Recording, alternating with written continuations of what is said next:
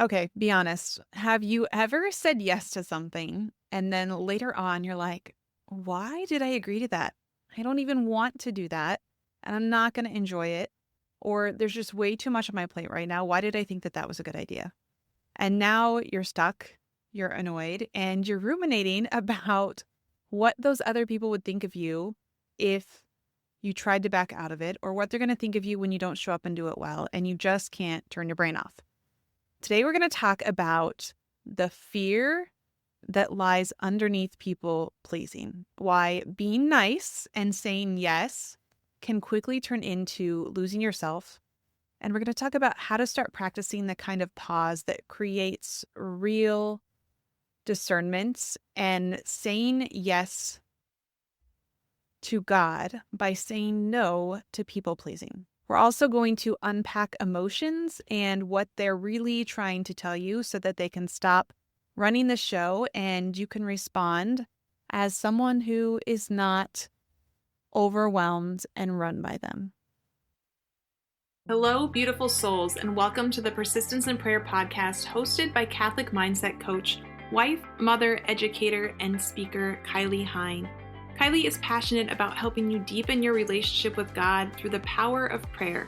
This podcast is a space for high achievers who want to do it all, but also want to prioritize their spiritual life and grow in faith. Join us as we explore the beauty of persistence in prayer and the transformative impact it can have on our lives. Get ready to discover practical tips, insights, and inspiration to help you develop a daily prayer practice and cultivate a deeper sense of trust in God's plan for your life. Let's journey together towards a more fulfilled and faithful life as we invite the Holy Spirit in. Let's begin. Today, I'm joined by Samantha Stefaniak. She is a licensed Catholic therapist, coach, and convert who helps Catholic women navigate overwhelm, uncertainty, and inner conflict through sound psychology rooted in the faith. She is the founder of Rooted Soul, Grounded Mind, where she supports women in healing what's happening beneath the surface so they can live with more peace, clarity, and trust in God, even in the difficult seasons. She is also the creator of the Rooted and Grounded in Love community and host of the upcoming Holy No Summit, which I know she's going to share with us today, and I encourage you all to check it out. Samantha, it is such a blessing to have you here today. Thank you so much for having me, Kylie. Can we just start with your story? So for everyone who's meeting you for the first time, can you tell us a little bit about your personal and spiritual journey that's led you to the work that you're doing right now? Yeah, there is, for all of us, so much we could share, right? So sometimes I feel like I've lived 10 different lives. So I'll start with the spiritual, though, because that feels like a logical place to start. I'm a Catholic convert, and it's funny because I fought tooth and nail to try to prove the faith wrong. And I ended up falling in love with the faith. And I fell in love. The moment that I recognized I fell in love with the faith was when I read John chapter 6 while in front of the Blessed Sacrament, and I just knew it was Jesus in front of me. And the Catholic Church is the only place that you can find the Eucharist. So I took the leap of faith to come into full communion with the Church.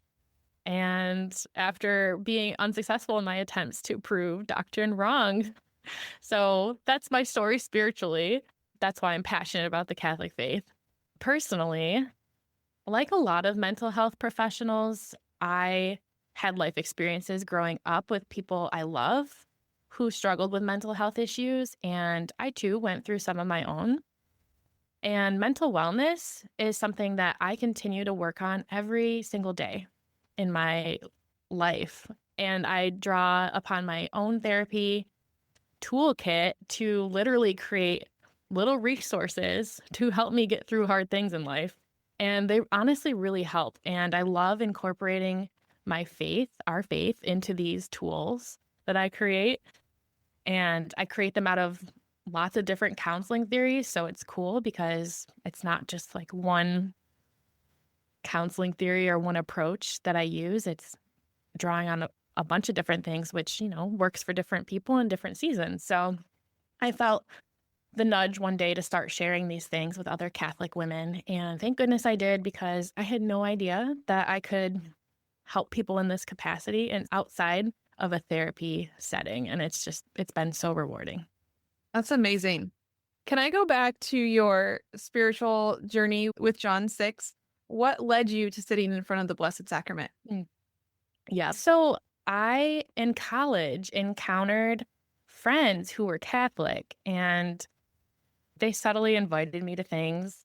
And I resisted for a while, and then I showed up to some things, and that's when I really started to dive into what the church teaches, because I was raised Protestant, so I knew all the anti-Catholic things to say, but did I actually know the teachings? No. So I think because I opened that door to learning about the faith, I started attending more things, and I had a friend invite me to adoration, and of course I had no idea what that meant. But somehow, I don't even know how I landed on John 6 while I was in adoration, but I did. And I just knew. That's amazing. I just think the invitation is so important. And sometimes we can be really hesitant to offer invitations. At least I know I'm really hesitant to offer invitations, or have been in my life, because we don't want to make people uncomfortable. But I look back growing up of how many times I was invited to other churches, to other activities. And when I hear from converts like you, that's really where a lot of it began, was just an invitation and a heart that was open. And then here we are. So that is really beautiful. And thank you for your open heart. Even if it was to prove the church wrong, I think it really just goes back to the knowledge that when we seek truth, we find truth, and truth is God, and He is in the Catholic Church. And so, what a beautiful testimony. I'm so glad that you are where you are. One other thing that I heard you say that I think would be really helpful for listeners is, as someone who is a therapist, but also a coach, can you just distinguish? And again, I know this can look very different depending on the coach, what coaching looks like, but how you approach your sessions differently. And then the person that you are working with, what is different in someone who maybe might need therapy versus someone who would benefit from coaching? Yeah, such a good question and an important distinction, because I've been in private practice and called myself a Catholic therapist for quite some years. And after I had my second baby, I realized I just don't have the emotional capacity to be able to sit with people through a lot of the deeper pain and healing that comes out in the therapy room. So it's not to say that we can't heal and grow outside of therapy, but I think a lot of times when there is trauma, especially in our upbringing or previous life experiences, that requires therapy 100%. But I think initially, let's use my own story for an example. I've gone through therapy and I've healed through some of my own traumatic experiences. But there may be times in my life now that I feel like I need therapy again. But truly, I've kind of done the bulk of the work. So now I actually find myself benefiting from more. I get my own coaching, honestly, because it helps. It's just like little tweaks, I suppose, it's not the whole deeper healing process. I can see how the wounds show up in my everyday life now and just simply name it and acknowledge it and recognize it. Whereas before, I couldn't even do that, right? I was just stuck in what I would call dysfunction. So I would say that's the type of woman that I currently work with too. They've done counseling before, or if they haven't done maybe necessarily counseling, they've done the work, whatever that means for them.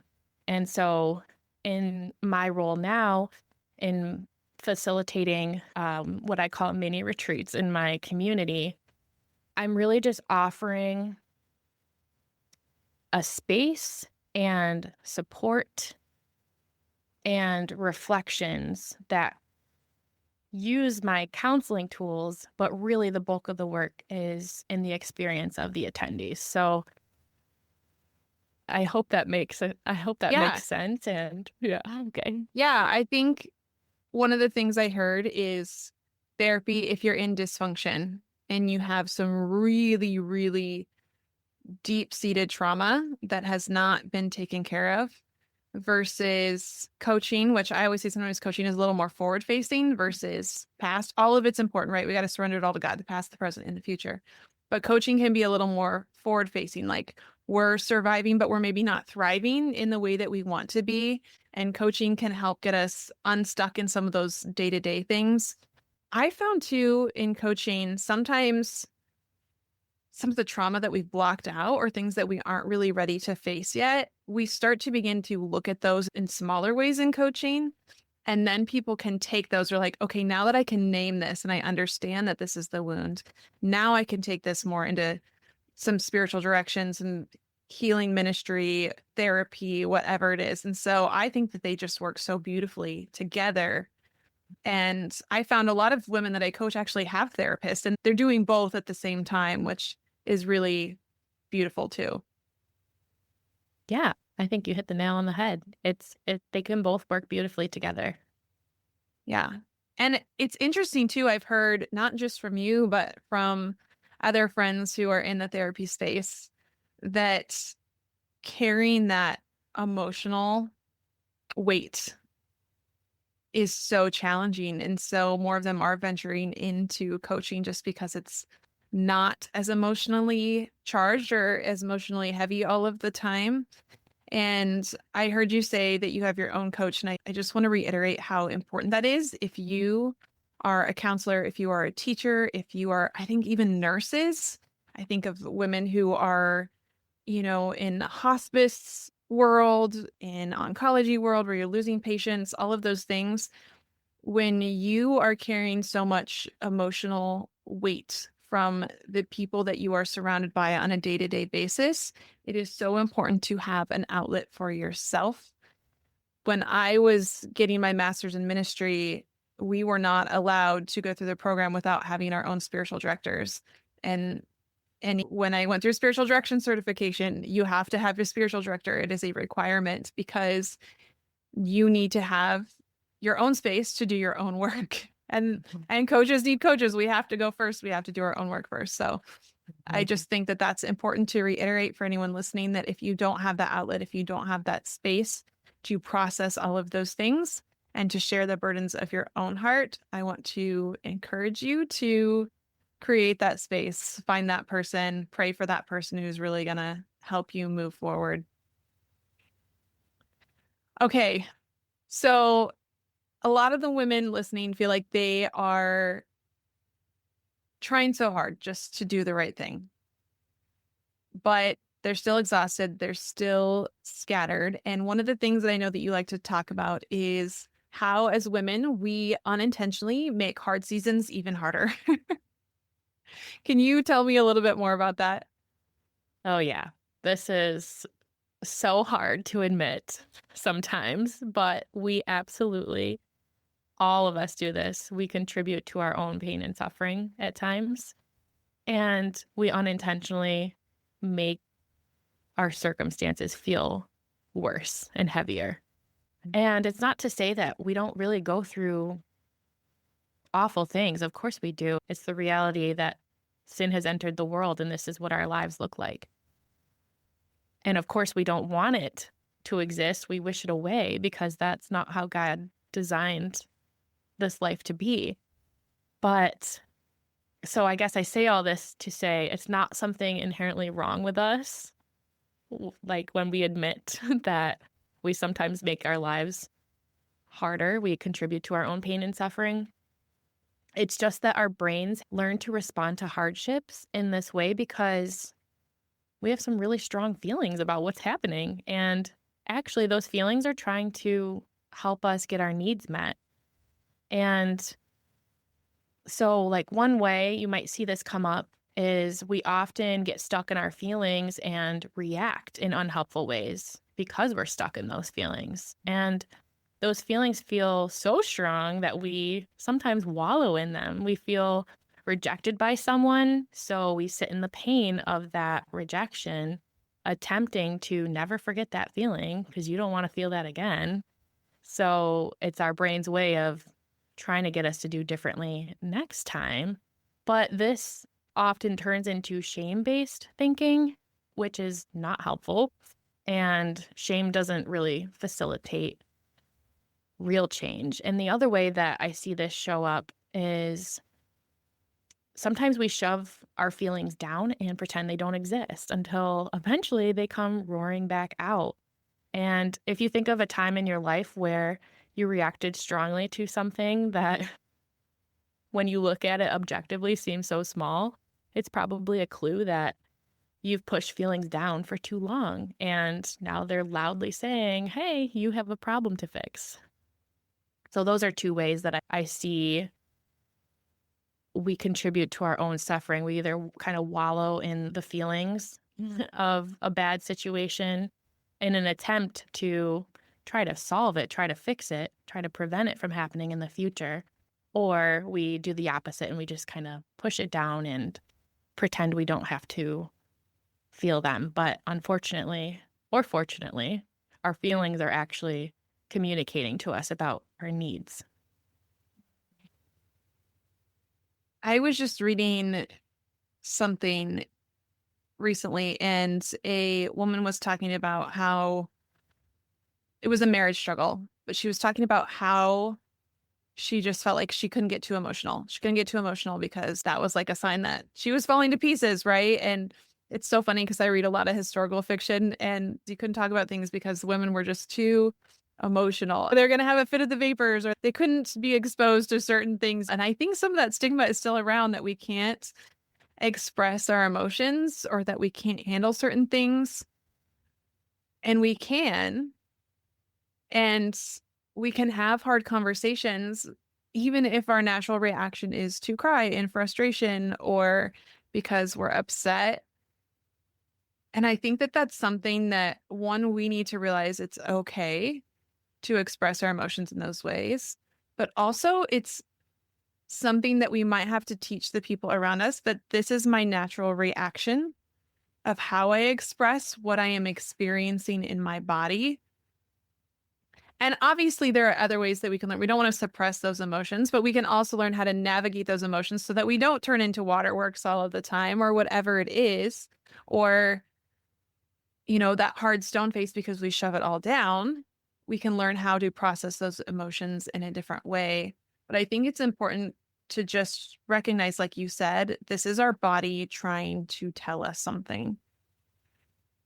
What are some of the things that our emotions are communicating to us that maybe we don't realize? Yeah, this is one of my favorite things to talk about. And everybody in my life, unfortunately, knows this too. I make people talk about their feelings. Can't take the counselor out of the counselor. It just doesn't work.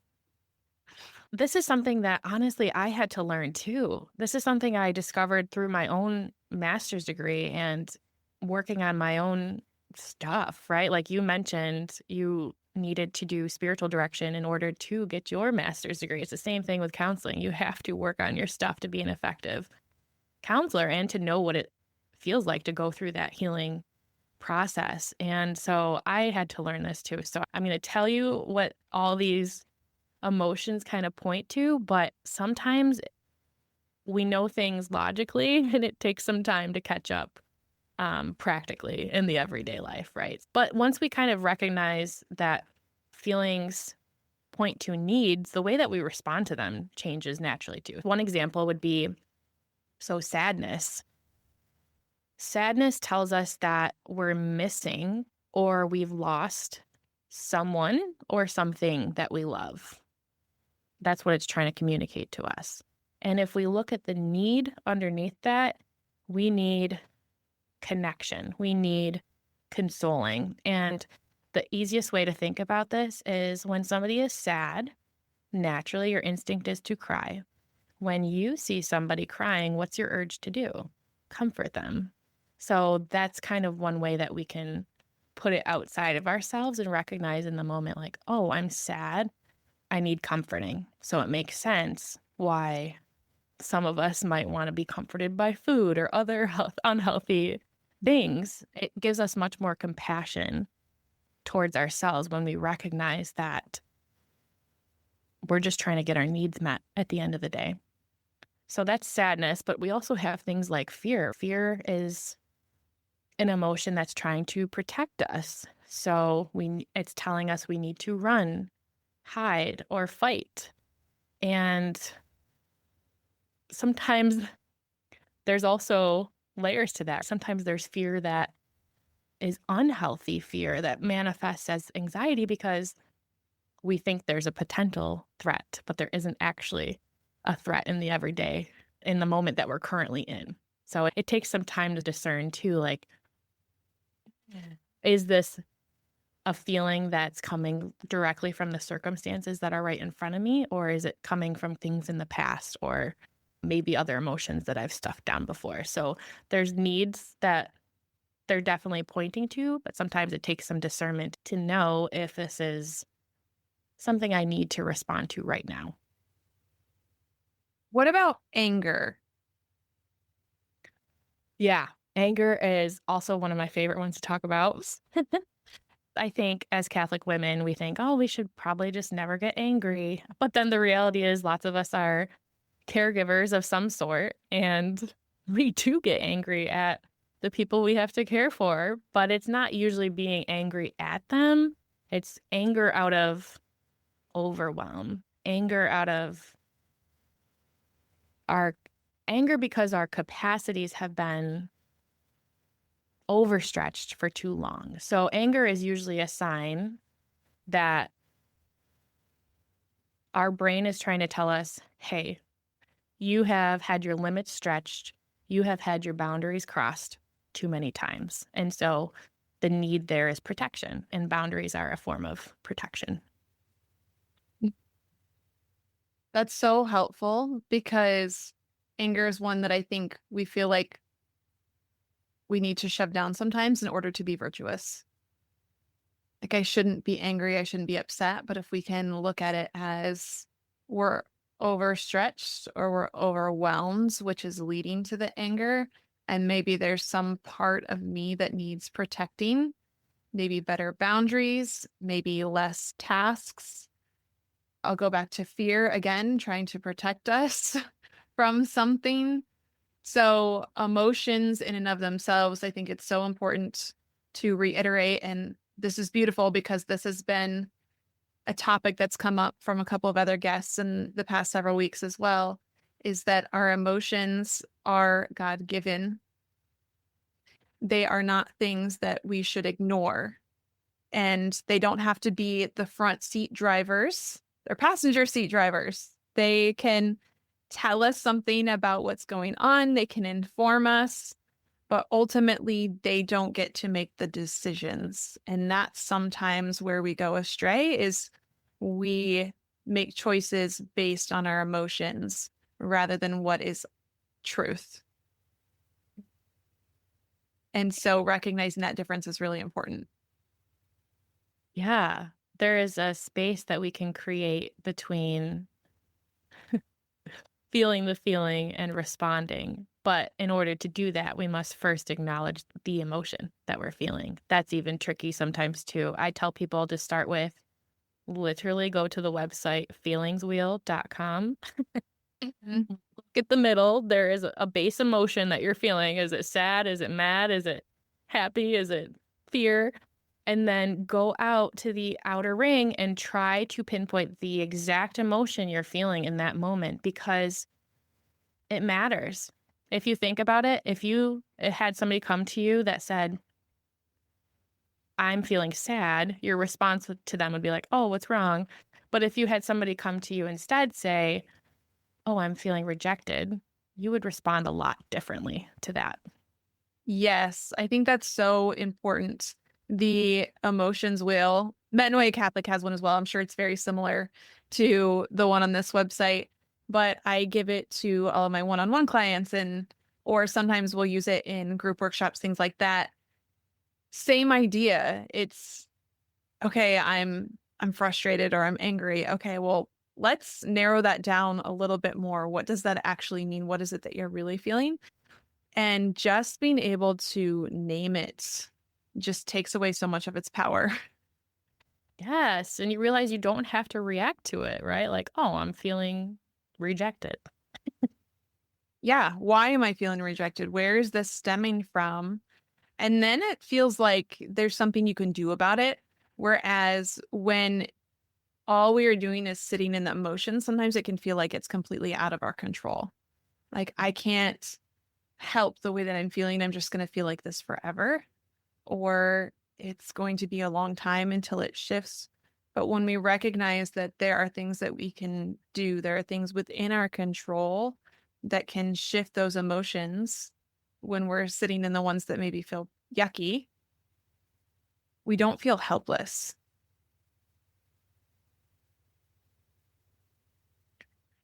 I would love to talk about feeling helpless because something that we often do that makes us feel helpless is saying yes to anyone and everything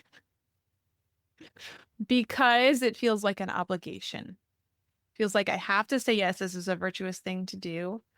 And a lot of it stems from people pleasing. We don't want to disappoint. What are some of the things that you teach about people pleasing? Yeah. People pleasing, the reality is that it's so complex. There are things that there is a whole life that happened before this moment right here where you're saying yes or no to something. And all of those experiences in your life have shaped what your brain does out of habit. And so, for a lot of us, especially as women, but definitely as Catholic women, we're taught to be sacrificial in our love towards others. And that's good.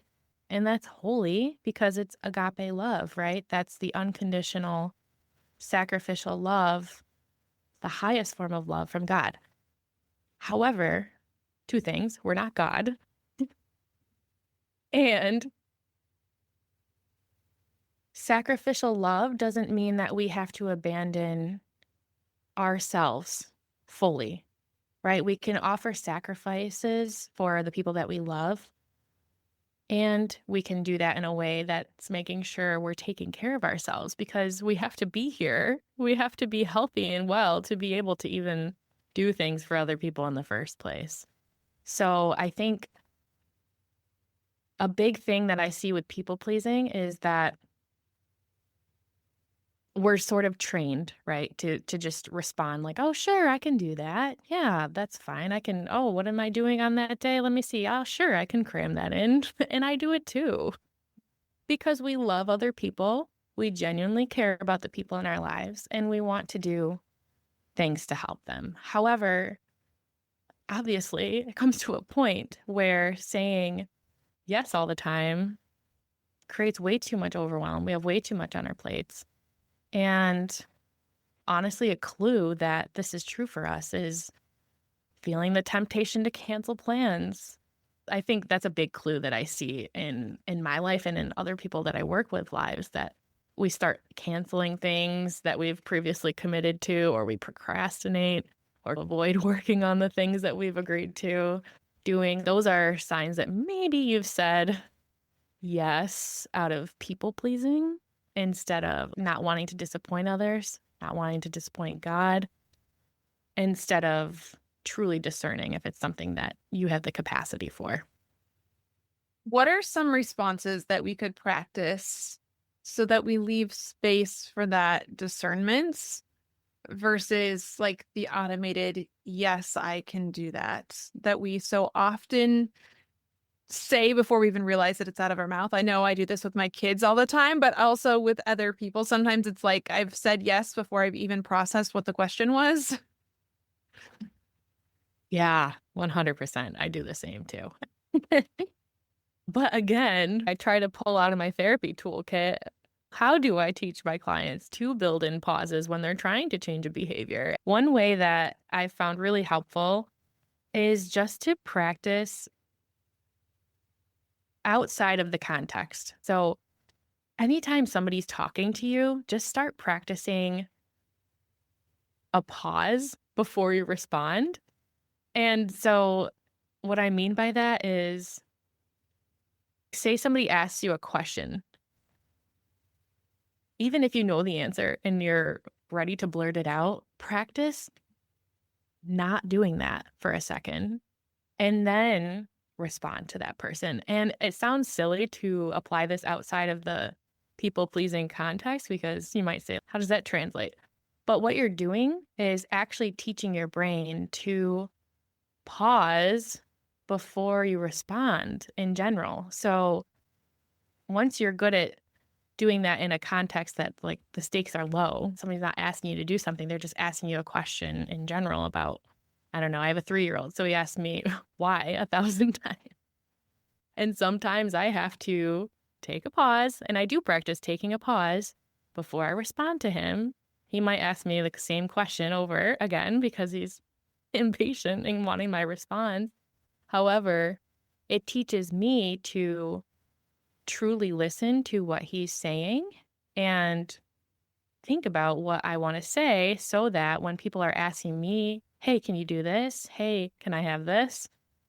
Hey, are you available this day? I can practice.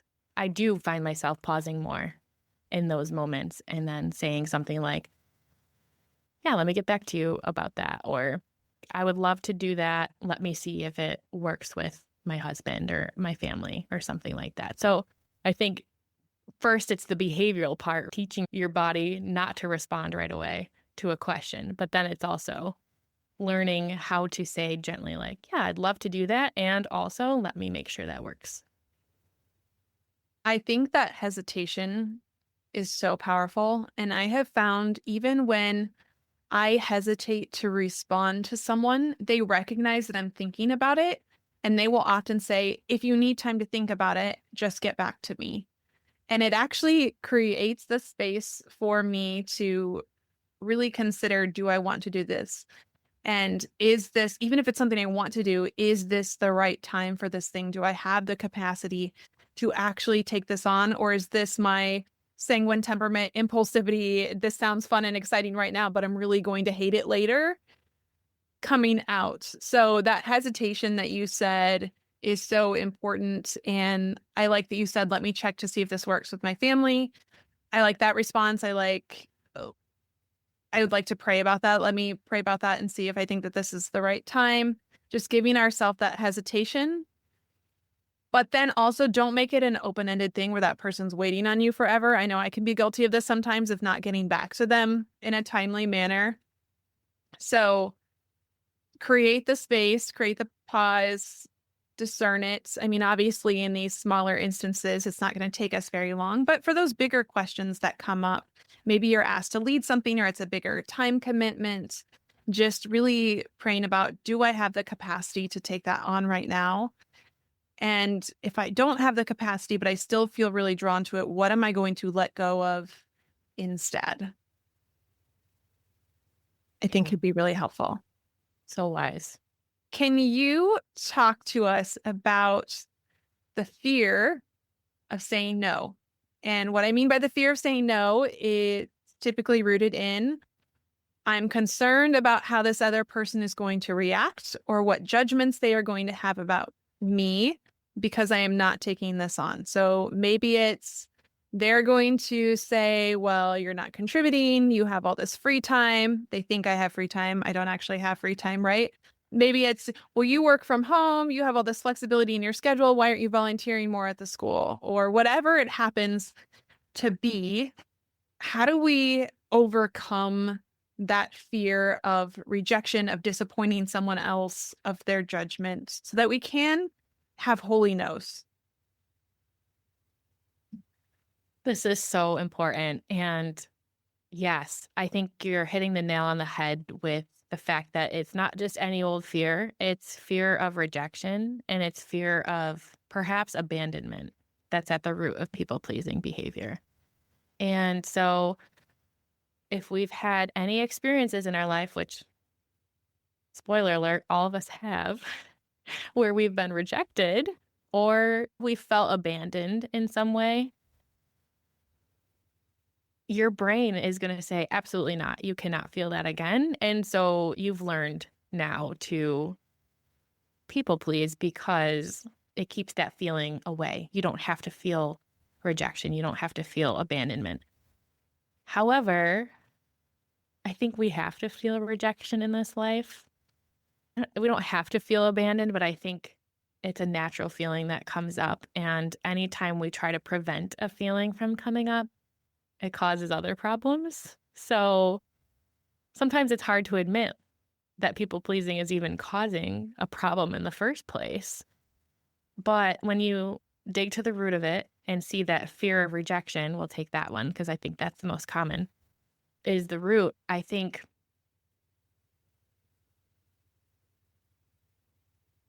I always come at this from a behavioral standpoint because I can't help but see it from I do a lot of things that I do in my own life and things that I teach the women I work with are from a behavioral standpoint. So what I mean by that is a behaviorist theory would be that anytime you do something over and over and over and over and over, it gets easier every single time.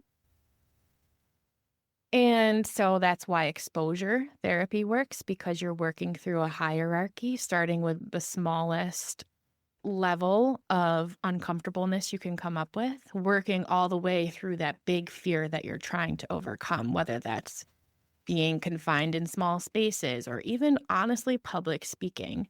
This is something that I hated public speaking growing up, which is hilarious because now I do it all the time and I actually really love it. But if I had never pushed myself to do it over and over and confront those feelings in real time of fear of rejection, and actually once you experience being rejected, honestly, I think any of us that put ourselves out there online, we've experienced rejection. It's just the world that we live in. And once you experience it, you realize, oh, that really sucks. Like that stings. And also, it's okay because those people are not our people and it's okay. So I guess my point is, I think we have to put ourselves in situations where we actually might be rejected and practice using some sort of coping strategy to get through that. And for everyone that looks different, but for me, sure, I have big feelings. I'll admit it. It's why I'm a therapist.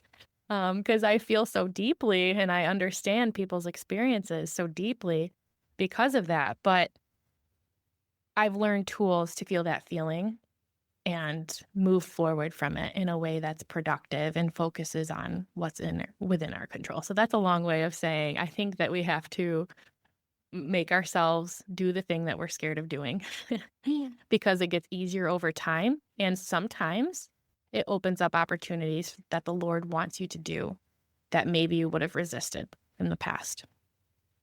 I love that answer. I think it's something I continuously work through. Same with public speaking. It's one of those things I love it when I do it, but when I think about it, there is a fear because of the fear of rejection. We want people to enjoy what we're saying. We want to please people. We want to show up in the capacity that we are expected to show up in, but we also know we cannot meet everyone's expectations. And when I'm working with someone and we're talking about that fear of rejection, which I think so much ties in with the lie of I'm not enough and I have to earn my worth, right? Like if I don't earn it, then they're going to reject me. I think all of those are interwoven and it stems from the desire of wanting to be loved, which is what we were created for. We were created for love. And I think it can be so powerful to just go back through the gospel narratives of Jesus and his rejection again and again and again. And if Jesus was rejected by so many, how can we expect that we will not also be rejected? Yes.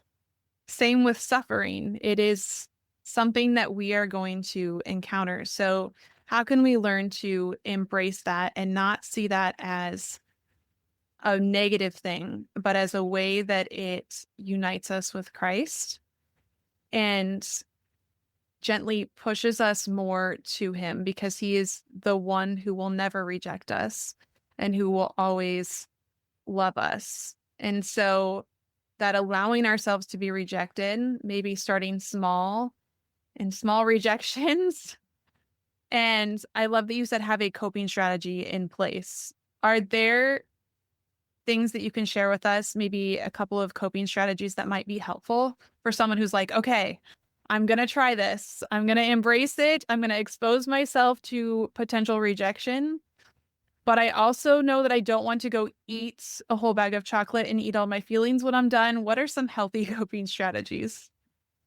Yeah, great example. I think eating is just, I don't know. We live in a world today where we have the opportunity to do that. So I think a lot of us can relate to that. But eating also points to the fact that we need to self-soothe through our senses. And right, taste is one of those five senses. So maybe you really are somebody that enjoys a treat after doing something really hard. That's okay, but maybe plan ahead on what that thing's going to be. I think that could be a healthy way. For example, I like to treat myself with a specialty coffee after doing something difficult because it's not something I get all the time. And that helps me sort of soothe, right, after doing something really hard.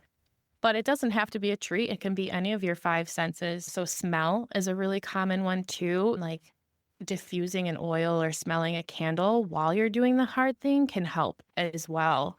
And if you think about it, actually in the Mass, when the priest offers incense, it's a sensory experience for all of us participants of the Mass, and it helps soothe us and bring us into the Lord's presence.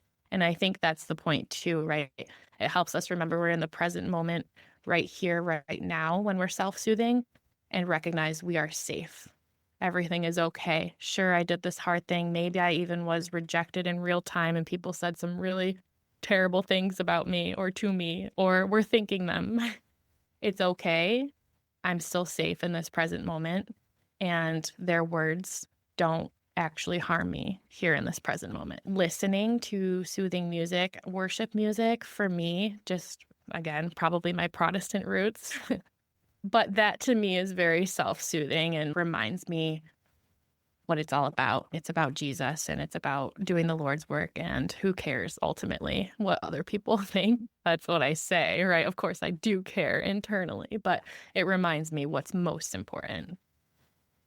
Amen. And it's rewiring those neural pathways with those dopamine rewards when we are emphasizing that what we did was hard. We're congratulating ourselves for doing something hard. We're not celebrating that we were rejected, but we're celebrating that we put ourselves out there, that we did something uncomfortable, that we did something hard. And when we reward it with that dopamine fix of the specialty coffee or the praise and worship music or whatever it is, then we're actually telling our brain, like, hey, you did something awesome. And then, like you said, the exposure therapy, you're going to be more willing to do it again because you can root it back in, oh, hey, there was something positive that came after this. I think of it kind of like, I know parents have done this, and I do this sometimes on holy days too. When my kids are like, oh, we have to go to mass again this week, and they go to daily mass at school. So when they have a day off of school and then it's like, we're going to mass, sometimes they are resistant, but it's like, okay, we're going to go to mass and we're going to get ice cream afterward. Or the other day it was, we're going to mass and we're going to go watch the new David movie. And so it's a little bit of the dopamine reward of, hey, yes, we went to mass, which ideally we love in our hearts anyway, but as kids, we don't always love that. Mm. And we have a positive experience that is attached to it. Mm-hmm. So true. Okay, one more question related to this. Once the experience is over, we've said the no, but now I'm the person who's ruminating on the thoughts about what they are thinking of me. How do you help people get out of the ruminating thought cycle? Yeah.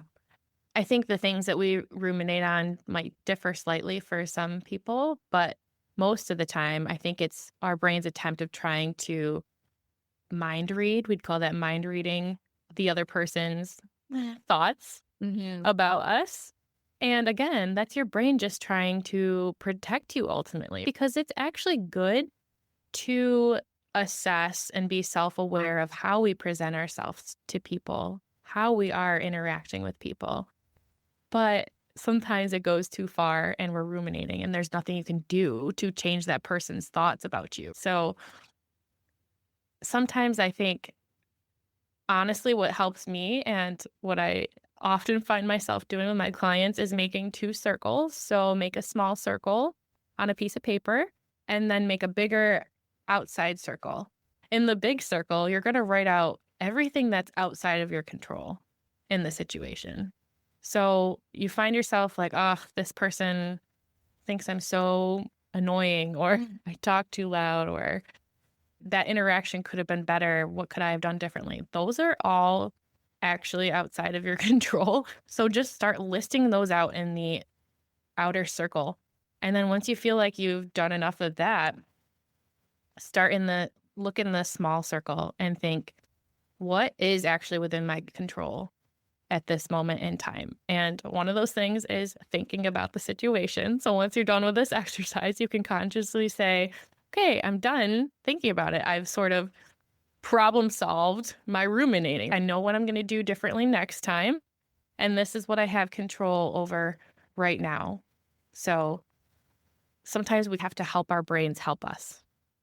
I think that is so important, and writing it out is helpful. I love that you said attempting to mind read. We do that so often versus what is reality, what we think they said about us, or what we think they think about us, or what their opinion is about us. And so often it is not accurate.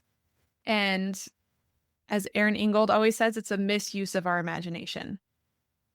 Our imagination is for good, it is God given, but we misuse it, and that leads to fear and anxiety. And so, if we can just pause, maybe they did actually say something hurtful. That's fine. We can write that down. But the majority of the time, they haven't actually said anything that we have heard. It's what we are interpreting or imagining that they are saying. And that is where the pain starts to come in. But as you said, we have a choice in what we are thinking. We have this God given free will to continue to think and focus on those things, or we can surrender our imagination to the Lord and our thoughts to the Lord. We can renounce those lies about ourselves, and then we can choose to move forward. So I think sitting in the moment for a short period of time is important to recognize these things are going on, or they're going to keep coming back. But then we can choose to say, okay, this is not where I want my attention to be. This is not where I want my focus to go. And we can move on. Yeah. What are some of the fruits of all of this, maybe in your own life, of learning how to have healthy no's?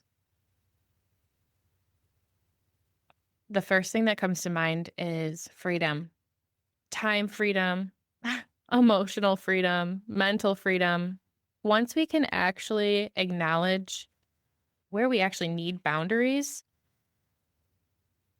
it just creates so much freedom in our life because once we've taken the time to assess where we want to put boundaries in our life, and there's lots of different kinds of them, right? There's social, there's spiritual, there's physical, there's mental. Once we assess where we need those boundaries, it's actually like a roadmap to how to live a more free life in Christ. And what I mean by that is just how do I live a life that I know that I'm saying yes to God and what He wants me to do, and I'm not worrying about all the other things that the devil wants me to worry about. It's emotional freedom, it's mental freedom, it's spiritual freedom. You're not focused on all of those overwhelming tasks when you go into your prayer because you're taking on what you are capable of taking on. And you're saying no to the things that are not for today because those things are meant for someone else. And we're not taking them from them. We are leaving those tasks for someone else. And obviously, there's always prayer and discernment that needs to go into that. But that's what we are creating with those pauses that we talked about earlier in the episode. And it's continuous work, but those pauses are places for the Holy Spirit to enter and for you to actually listen to what God wants to tell you. And we always talk about wanting to walk in God's will and to do God's will. Those are the ways that we begin to do that more frequently, is to pause and to listen and have those seconds of silence so that we truly can walk in God's will instead of guessing or beating ourselves up that we're not doing it or that we don't know the answer. It comes from practice and from repetition. Yes. Samantha, you have a really cool summit coming up. Will you share with us about the Holy No Summit? Who is it for? And what do you hope that they walk away with at the end? Yes, so I'm so excited about this Holy No Summit coming up January 30th through February 1st. It's going to be for Catholic women who want to start saying no to people pleasing so that they can say yes to God and their own needs, like we talked about today. And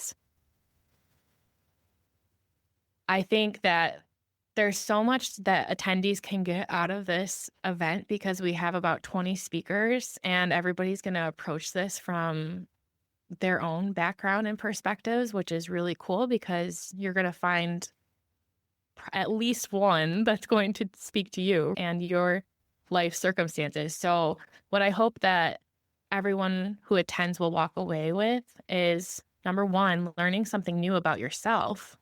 How does people pleasing show up in my life? And two, learning one thing to do about that.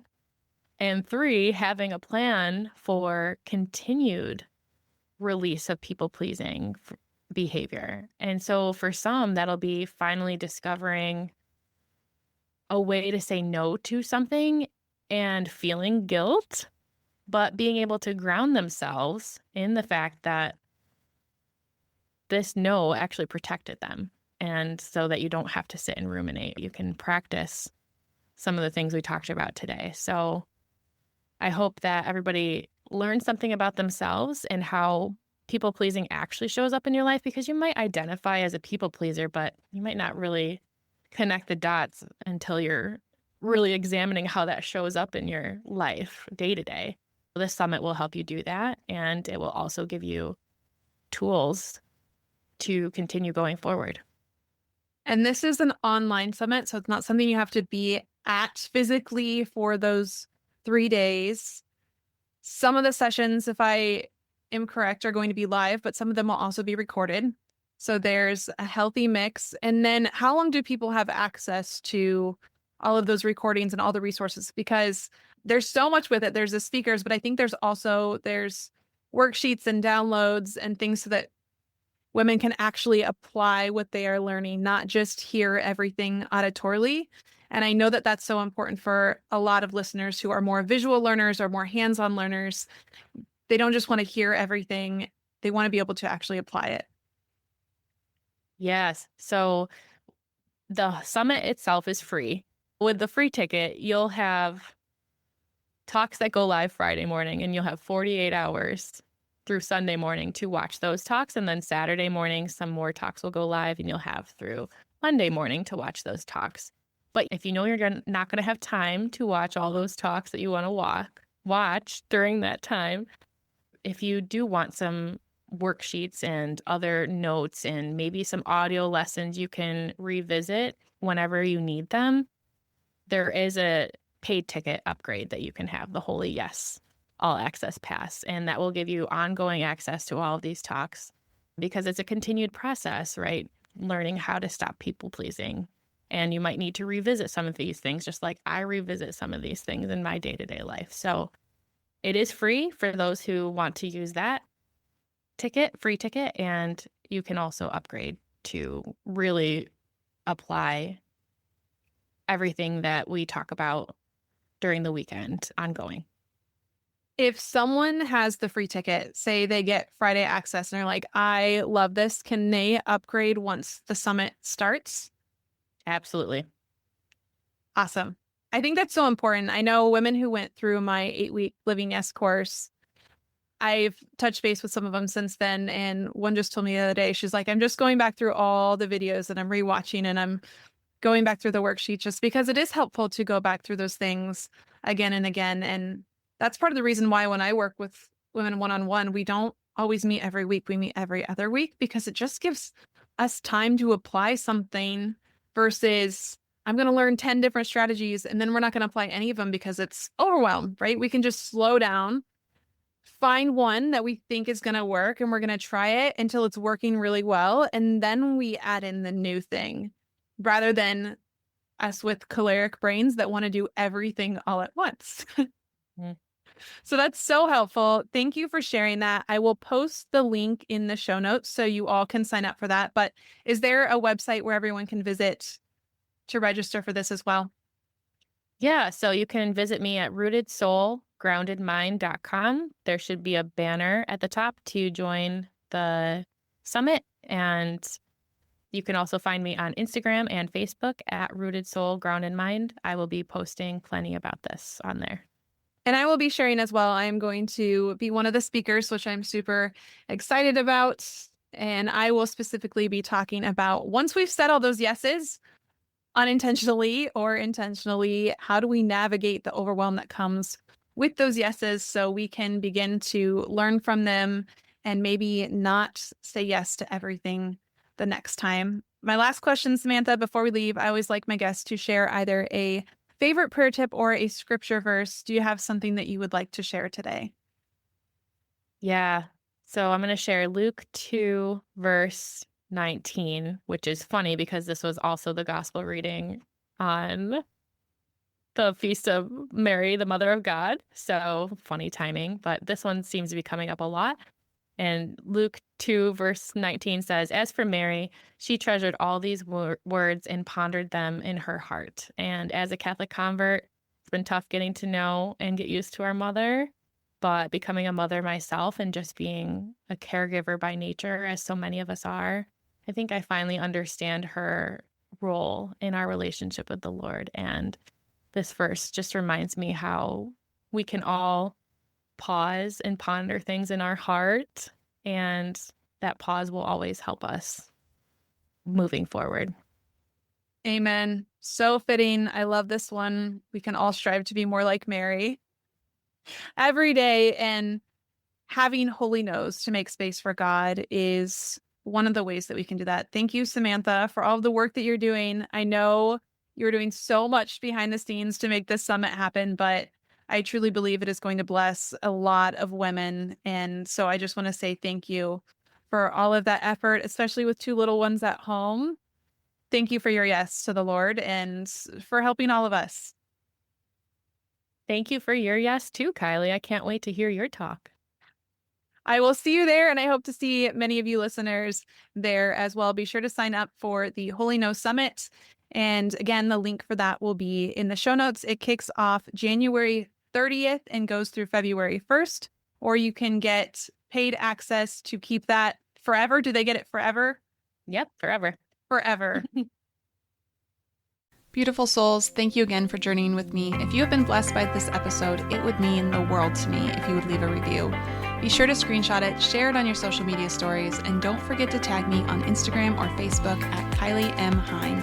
Stay persistent in prayer, protect your peace, and as always, share the light of Christ with everyone around you.